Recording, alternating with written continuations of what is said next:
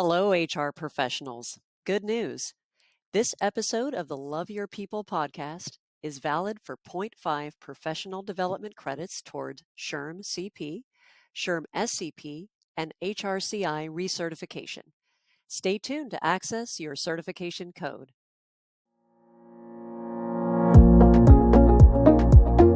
Welcome to the Love Your People podcast. I'm your host, John Duisberg. And if you're new here, this is the podcast where we explore how people-first strategies help organizations and their teams flourish. In today's episode, we're diving into the power of leadership, franchising, and building a thriving culture in business.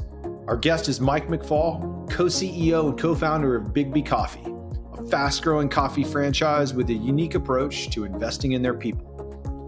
Mike shares his incredible journey from barista to CEO, revealing how Biggby Coffee's franchise model isn't just about business growth, it's about empowering franchisees, fostering community, and unlocking the potential of people at every level. If you ever wondered how to scale a business while staying true to a people-first mission, this episode is packed with insights just for you. Let's get started. Welcome, everyone, for another awesome episode of the Love Your People podcast series. I am your host. My name is John Duisberg, and I'm super excited today. Mike McFall, co-CEO of Biggby Coffee. We're gonna jump into all things, his journey, but also talk about the franchise model that Mike has really adopted to scale the business and how that impacts his mission to love their people well. But super excited today.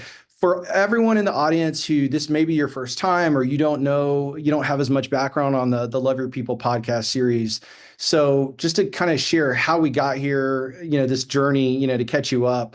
So at ITA Group, we actually design and implement employee engagement recognition programs for organizations all around the world, right? And through that process, we just get this inside look at what leaders are doing to really invest in their people to create that sense of connection, community, appreciation, ultimately to help attract and keep the best people so that they can be successful at business. And as we started to learn these amazing things that these leaders are doing, we just said, hey, we need to put a spotlight on this. We want to be able to share these stories and with the whole goal is to help you, take ideas and some of these learnings that perhaps could help you inside of your own organization with your own teams as you look to be a people first leader as well. So that's our hope today is to just really learn from Mike's experiences and his journey that can benefit you and your team and your organization. That being said, we'd love to hear from you. So, keep the chat moving. We want to hear questions. We're gonna carve out time at the end of our interview with Mike today to give you the opportunity to ask questions directly with Mike. And so we want to make sure this is meaningful for you. So keep that chat going. But without further ado, I am so excited to introduce Mike McFall, co-CEO, co-founder of Biggby Coffee. Mike, we've had over the last few weeks, got a chance to know you a little bit more. So you have an incredible story. I'm not going to steal your thunder. I want you to share it with our audience. But literally pouring coffee on the ground floor, boots on the ground, to co-CEO, best-selling author, and just an incredible vision for how you can invest in people to really be successful at business. So I'm just so excited to have this conversation with you today. But please, for our audience, would love to hear from you. Maybe share a little bit about Biggby and your journey and how we got here today. Yeah, thanks, John. It's an honor to be here. My experience in the world here is, in 5 days, my company turns 30 years old. And so I've been doing this since I was since I was 23. I did start as a barista in our very first store, and Um, my business partner Bob Fish, he owned that first store. I worked for him, and then he and I ended up. It's a bit of lore in our world today, but he and I ended up going for about a 4 hour walk. 6 months into my engagement working with him, and at the end of that walk, we shook hands and agreed to form a new company, and that company would be the company that we would use to expand and grow our brand. And there were three of us involved at that point. We were all equal partners. We bought out our third partner in 2012, and it's been Bob and I, owning the company since. Where we are today currently, we are a franchise company. Our stores, it's 100% franchised. And so our company exists to support our franchise owner in developing their business, in growing the asset, in growing the investment that they put in pursuit and in support of them living a life that they love, and having that asset available to them to do that. So that's what we do. Our whole company is focused on that. Right now, we currently have 431 stores open. We're eclipsing, I think someone told me the other day, around 6,000 employees total within the system. And so that's our company. I was had a conversation with my mother's best friend the other day, who I'm okay. very close to, and she said, Mike, what's amazing is I think Biggby might be like the third or fourth most interesting thing you've done in your life. And so we won't be able to get into all the rest of that stuff, Okay. but Biggby is a pretty interesting story, and it is my life, right? It's what I do, and yeah, I love it. I love the opportunities that it provides me. I love being able. My whole company is built around supporting others and pursuing their dreams, and that's what inspires me. I love it. And I know part of the mission, your purpose through Biggby is to love your people, to love the community that you serve, and to create joy, create happiness, to unlock potential. Um, you mentioned the franchise path. So tell me a little bit more about that. Tell me, how does that work, right? Like, how do you how do you invest in people and try to live out that mission when you're, essentially one step removed from the people through the Sure. franchise, right? Well, I think, early on, the franchise business model was appealing to us because so much of our mentality is about coaching, teaching, mentoring others. And so when you dive into the idea of building a franchise, I always talk about that's a really critical mentality to have. And the franchise owner is independent. It's their business, and our job is to support them in building their business. In terms of how we interact with the stores, most of our work is working through the franchise owner. We have some programs in place that we invite the baristas to be involved in for sure, and we're being very deliberate right now about working on building some other kinds of tools to build the community of baristas that we can play a part in. It's about building a community for them, but that we can uh, be engaged in that and bring value to them through that community. Got it. Yeah. And one of the things that, like, so just my own personal experience, this isn't exactly the franchise model, but it's my own, how I'm kind of connecting the dots. But so my company was actually acquired by ITA Group just about a year ago, and I went from running a company and having essentially kind of direct guidance on the strategy and actions to kind of having to lead through influence versus having that direct report relationship, right? And so I kind of think of it as somewhat, there's some similarities potentially there where you're influencing your franchise owners in terms of your mission, your values, your purpose, how the model, right? But ultimately they then need to take it and, activate that, right? And implement that and bring it to life, like on the ground, so to say, right? But is that a fair kind of Yeah. how I'm thinking about it? Or I just wanted, what are your thoughts Yeah, on that? yeah, absolutely. And we have spent a lot of time and a lot of energy around bringing value to the franchise owner uh, by building community for them as well. And, for example, we created what are called forums.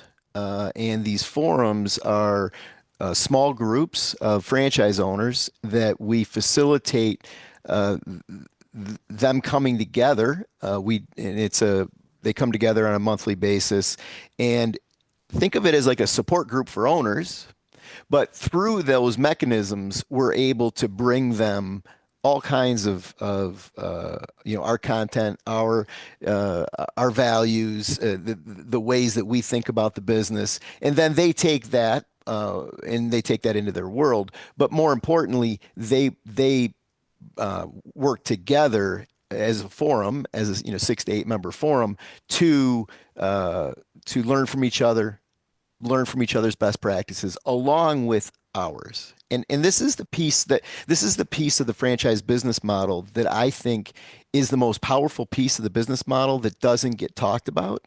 And that is, a franchise brings you a brand, it brings you a product, it brings you a system. But the fourth thing it brings you that nobody seems to talk about so much in the world is it brings you a community. And it brings you a whole bunch of people that are doing the same thing you're doing day in and day out that have a vested interest in your success. And so when you're a franchise owner, when you're a franchisee in a system, how actively you engage that community is, in my opinion, one of the more critical factors on whether you're going to be successful or not. And by engaging that community, we're a big part of that community and Yeah. influencing that community. So that's how we do that, and it's all opt in. The franchise owners opt into that to the work that we're doing and the things that we're doing. But hopefully, through influence, we can impact more and more of those of the leaders in the system. Yeah, no, it's interesting how you're really kind of leaning into the community kind of part of the pillar there. Because I know as I'm just again, I'm kind of like in my mind translating to outside of the franchise world, we've got all these managers who are running different teams, divisions, departments, and so forth. And chances are, how I'm handling a situation as a manager might be, something that another manager could benefit from or learn from, right? And vice versa, right? And so, Right. like, how do you create how do you kind of tap into that power of community? One, just to, hey, you got a support system, you got someone you can talk to, but two, to learn, right? Yeah. And to learn from. So, no, that's really interesting. Just kind of, and it seems like, yeah, of course, right? But you're right. Like, I don't hear people talking about the community aspect and the value from that. No, and just a quick story. I had a friend of mine involved in another franchise, and he was about 5 years in. He was doing reasonably well, and he mentioned to me he wasn't going to go to their annual convention. And I said, "Whoa, hang on, time out. Like, you're not going to go to the annual convention?" He's like, "No, I go I've gone 5 years in a row. It's always kind of the same thing. It's no." And I said, "Well, hang on. Let's look at this from a different perspective. Why don't you call your favorite contact at the headquarters and ask them who the five most successful franchisees in the system are? And then what I want you to do is I want you to go to the annual convention and I want you to become friends with all five of those people. And these five people will teach you more than you could ever want to know about running that particular business. And you have to be proactive in that engagement, and you have to seek out the right people, the people that are doing it the way you want to, values aligned with yourself and so on. But to me, it's a proactive way to engage. And you, as a leader, you have to proactively engage, right? You can't, you have to proactively engage other leaders in their learning. Yeah. And yeah, learning from you in terms of how you do things. And you don't take it word for word, but it influences your approach to your group. Yeah, that's such a cool story. Yeah, yeah, Power of the community there, right? yeah. So yeah, no, it makes total sense. And it's like maybe easy to forget, but yeah, like why wouldn't I want to go learn from the top five leaders, right? So no, I appreciate that story, Mike. And so and it's kind of a good segue to the next area that I wanted to, just learn more from you about, which is I know that, creating joy, happiness, creating fulfillment, for your franchisees and the employees of the franchisees is super important. The big question is how do you do that, right? Like what are some of the examples or some of the best practices that you found most effective? And I know that the human centric business model is kind of part of your operating manifesto, so to say. It's how you approach the business. So tell us more about that, and just kind of give us more context about how that is done within Biggby. Well, I mean, it starts with working hard to make sure that we're aligned with our franchise owners. With we call them owner operators in our world.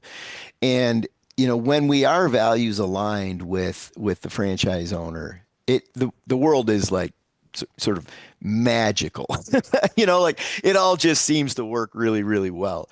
And one of the things that we did proactively early, 7 years ago, 8 years ago, is my partner and I agreed that I would start to write a book series, and that book series way for people to engage us, hopefully read the content, and then they decide whether or not they are aligned with how we want to run the business and our values, and then they can opt in or opt out. Right. And so that was a major project. The books are right here. It's Grind and Grow. That's 2 books. It's going to end up being a 4-book series. But and so that's really really important.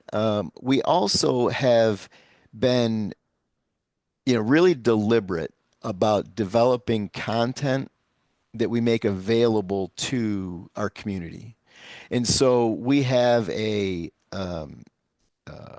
curriculum that we have built. It's part of this that's called Life Lab, and that curriculum is made available to anybody inside of Biggby Nation, is what we call it. And these are courses. They're 6-week courses, and they're all free. We don't charge anybody in Biggby Nation to go through them, and we call them the 4 pillars of building a life you love. And that is our purpose. Our purpose in the world is to support you, no matter who you are. If we interact with you in some way, to support you in building a life that you love. And so the 4 pillars are the 4 pillars are: one, it's knowing who you want to be, which is a visioning module. The other one, there's one called Exceeding Your Basic Needs, and that is one around personal finance.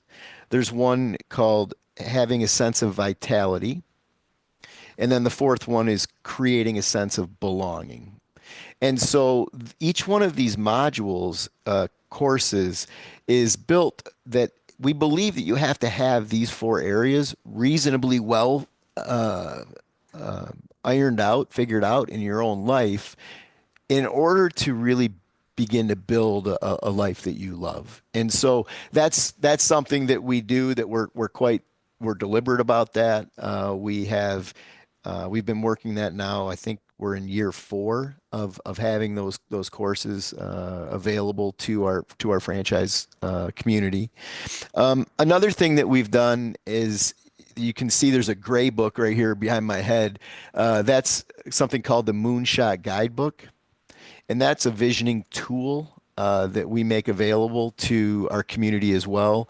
That we that started as an internal tool for our own employees, and then some franchise owners got their hands on it, and we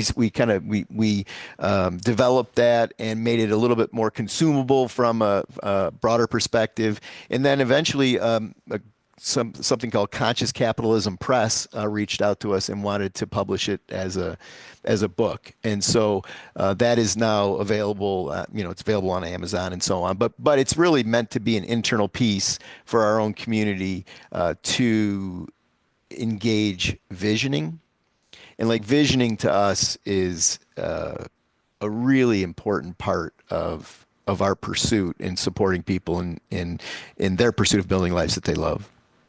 Yeah. Yeah. So you shared a lot there. There's a Yeah. couple, no, it's awesome. There's a couple things that, that jumped out at me that, I wanted to touch on.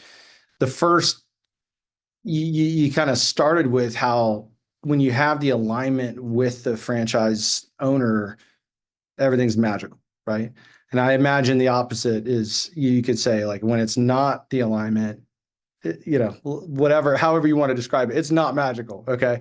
And so you put, out there your beliefs, right? Your purpose, your mission, and with the goal to attract individuals who understand what they're kind of signing up for, so to say, like, they're buying into saying, hey, yeah, that does align, philosophically with who I want to be and how I want to work right now. And I kind of think of it as you were talking, I'm like, as an organization, as a leader, I want to make sure that every person who's potentially going to come in and work inside of our organization, who's going to be hired, they understand exactly who we are, right? Yeah. So making sure we're putting our values out there, our mission out there, our purpose out there, that they have a good understanding of, what they're kind of like joining, right? To make sure that fit is there. Because then when it is, man, it all just feels great. But when it's not, it's everyone's going to struggle, right? And so it just kind of highlighted to me like, wow, like as an organization to be really intentional, not just internally, but actually externally. Here's who we are as an organization. Here's why we do what we do. Here's our purpose. Here's why we exist, right? Yeah. And hopefully the goal being, hey, I'm attracting people that have that sense of alignment. Yeah, I call that I've got a keynote that I give, and one of the three areas of the keynote, I call it building a I go through this whole sort of storytelling around when you were a child and building a tree fort, and like you and all your friends would climb up into the tree fort, and everybody would be their favorite superhero, right? And it's very elaborate, but I talk about in that tree fort, one of the first things that you do with your friends, if you remember back in the days, you pick your finger and it's like a blood bond, and you do that, and you talk about the rules of engagement or the code of honor that you have amongst your friends in that tree fort, and how you're gonna. And so what I talk about as a leader is you have to do that with your team, that you have to have your rules of engagement. You have to have that moment when you prick your finger and take the blood oath, but what you have to do as leader is articulate what that is. And to me, that is your values. And the values that you prescribe in the world are the rules of engagement that your team is all agreeing to when they come on board. And so when leaders talk about values, it's like that is such an important part of being a leader, is making sure that you have values alignment, and no time spent on that is wasted time. The more you do that, the better. Yeah. Yeah. I love it. I'm getting excited. I get passionate about this topic as well. Another thing that I wanted to highlight, kind of going back to the human-centric business model, is this idea that every person brings a unique skill set.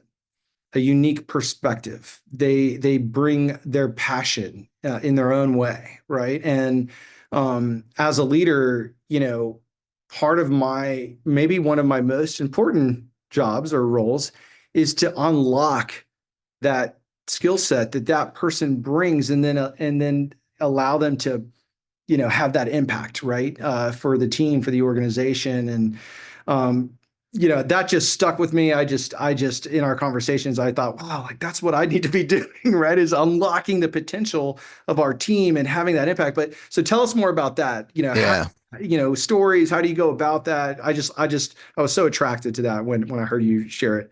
Well, I call that how I reference that is that everybody comes to you with a toolbox, and everyone has certain tools in that toolbox. And oftentimes I feel like leaders think that everyone should have a full toolbox and that all the tools should be like sharp and ready to be used.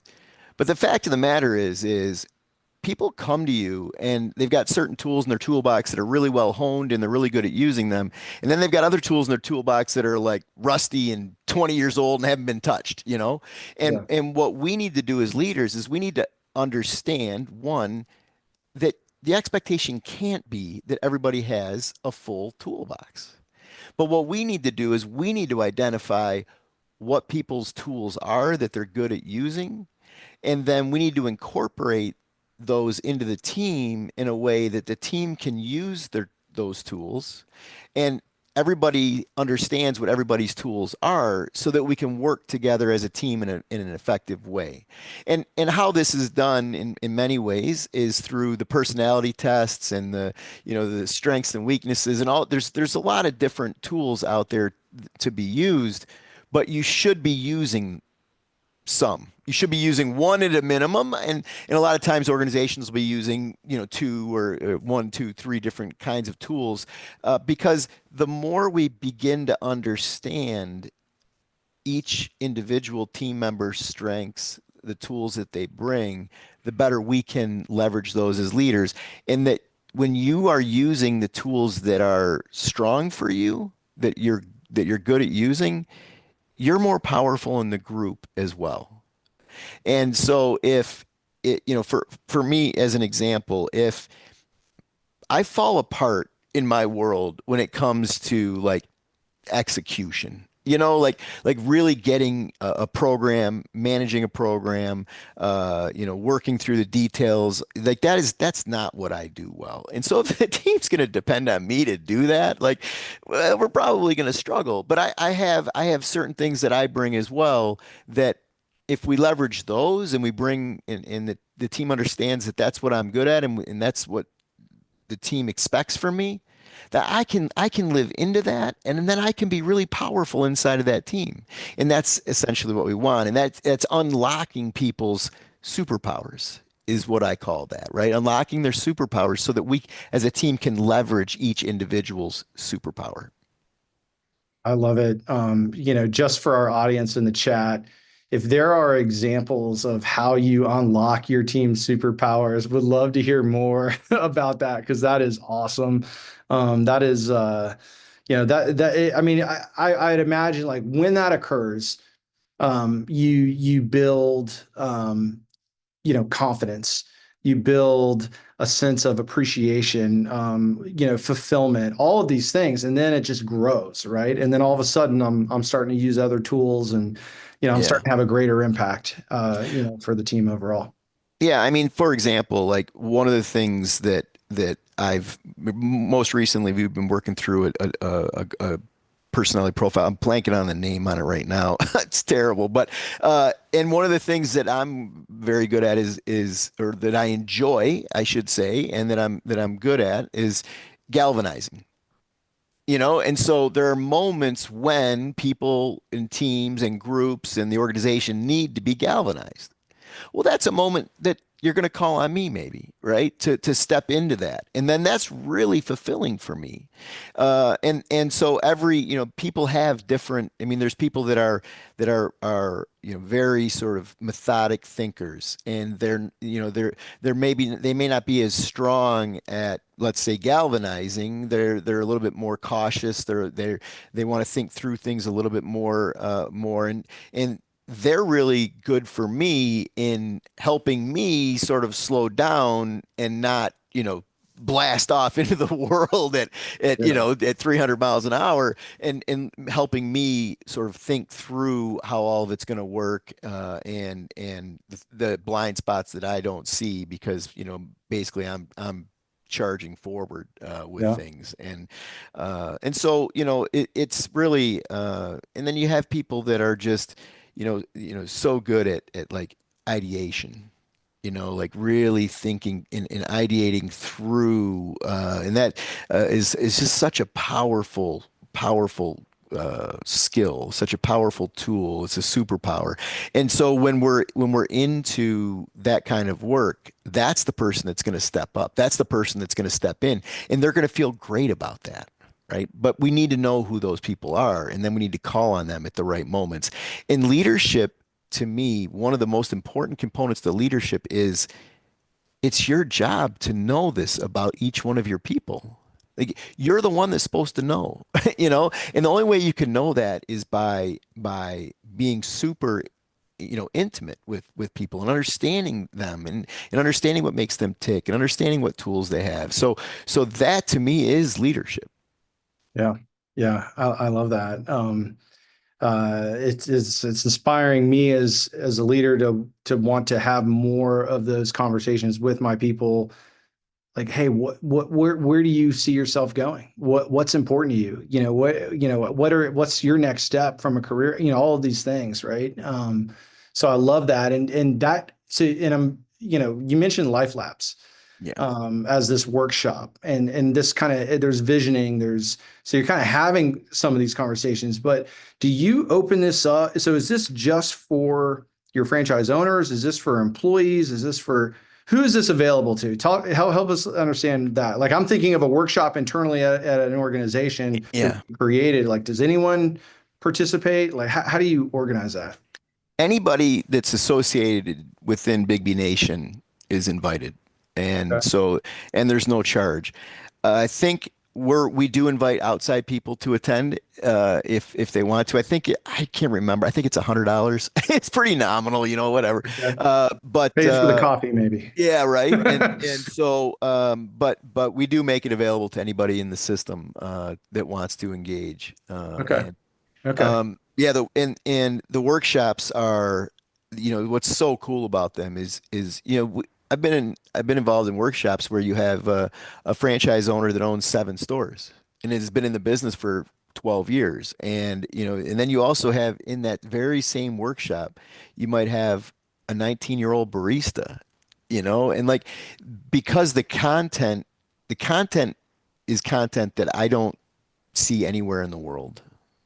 Like, where do you have a course that you can take on personal vitality? And so it's not like taking a seminar on, uh, you know, business, like finance, or some HR policies or something like that. These are courses that a 19-year-old can be in a course with a 50-year-old person, and they're kind of talking about the same stuff. And to me, that makes them incredibly powerful. Yeah, no, that's really cool. So Mike, this has been great. I really appreciate you just sharing, a few of the, kind of key, ways that you've approached building Biggby, and the why behind what you do. I will always remember hey, it's my job to unlock the superpower of our people. So, I mean, that's just going to stick with me forever. So thank you. But as we kind of wrap here, and you're thinking about, hey, some of the things that you're going to be focusing on, as you through the remainder of the year, how do you love your people well? How do you continue to unlock that superpower? Is there one or two kind of key priorities or key lessons learned that you can share with our audience as we close out today? Well, I think for me, big picture, I'm really starting to work hard on the differentiation between leadership and management.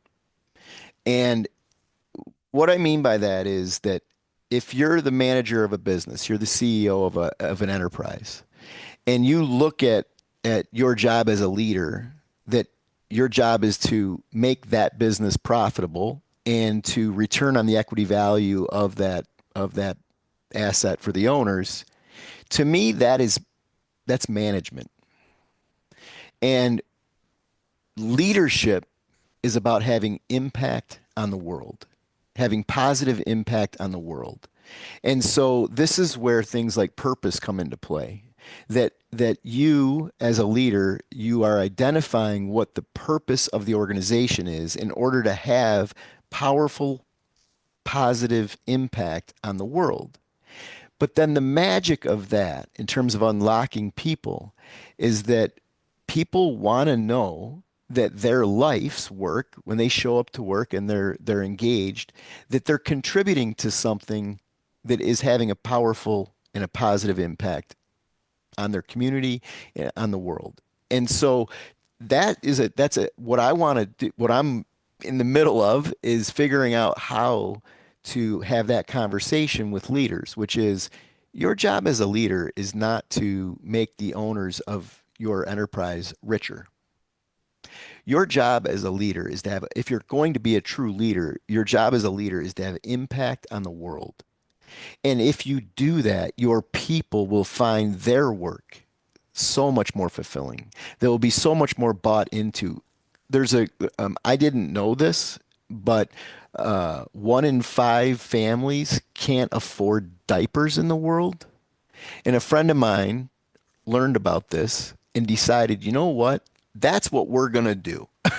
As an organization, we're going to impact that. And so they are on this quest to make diapers free in the world, right? Or clothes.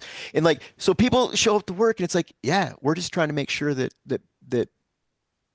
diapers are available, And so it doesn't have to be this leadership quest to improve the world. It doesn't have to be like colonizing Mars or ending world hunger. It could be something small in your community or something very specific in your community. But that's what we have to do as leaders, is we have to impact the world in a positive way.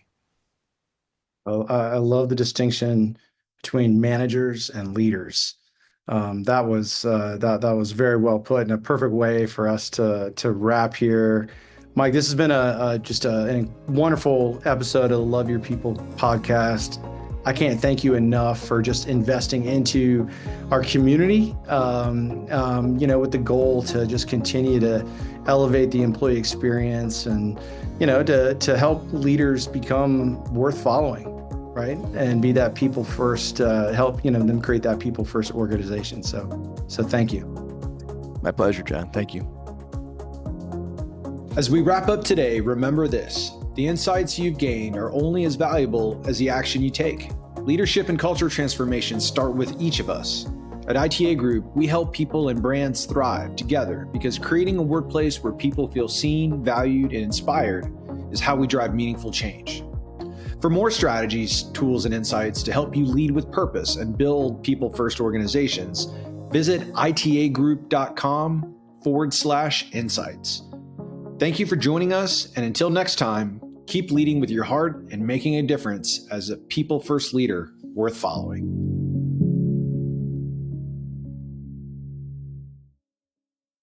Thank you for listening to the Love Your People podcast. As promised, this episode is valid for 0.5 professional development credits toward your SHRM CP, SHRM SCP, and HRCI recertification. To claim your SHRM credit, please visit itagroup.com/SHRM-podcast. For your HRCI credit, visit itagroup.com/HRCI-podcast. Complete the quick form to receive your certification codes. Again, that's itagroup.com/SHRM-podcast and itagroup.com/HRCI-podcast.